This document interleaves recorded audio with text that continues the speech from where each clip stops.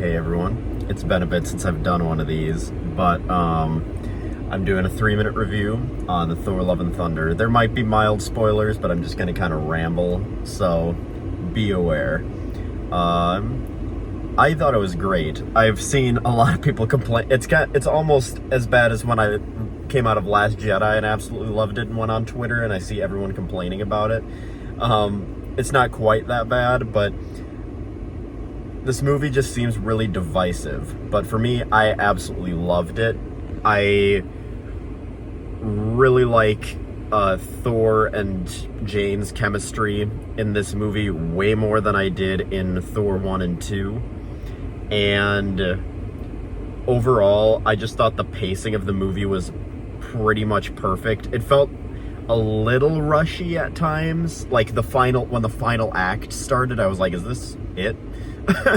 But overall, I think the short runtime really benefited this movie because, for me, it's just proof that a movie doesn't need to be 3 hours long to be good. Like, it does some movies good, like Endgame, maybe The Batman. I will say I was not a big fan of it was okay. But this shorter runtime, I really liked it. And for me, the comedy in this one didn't feel...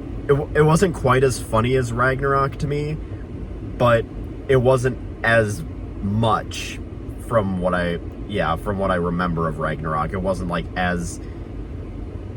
the comedy was more interspersed. One negative thing that I have to say, I was thinking afterwards, I wanted to do a review and I was trying to think if there was anything negative I could even think of that I didn't like about the movie. But I would say some of the jokes, it was some of the running gags throughout the movie, it felt like they happened just a few too many times. Like the whole Stormbreaker being jealous sort of thing. I felt like that was a little overplayed, and the goats screaming only made me laugh one time. And that was it. It was a little overdone, but yeah, overall, and Gore was a really solid villain. I think Christian Bale did a wonderful job with him, because I saw a post that was like, he wasn't very well written, and thinking about it, I would kind of agree that that is one thing that also kind of we lose in the runtime, is they gave his backstory, but it didn't feel like he had a whole lot, he had enough depth, but it felt like there could have been a little more of Gore in this movie, and there wasn't.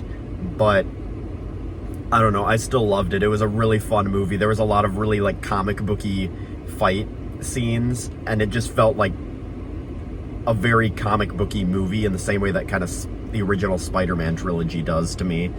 But I am out of time, so I will give my score.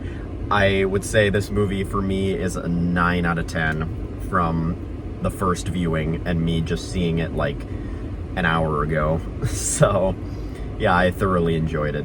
But thank you all for watching. I'll catch you all later. I'm probably gonna stream tonight. I'm recording this the day of, obviously, but peace out.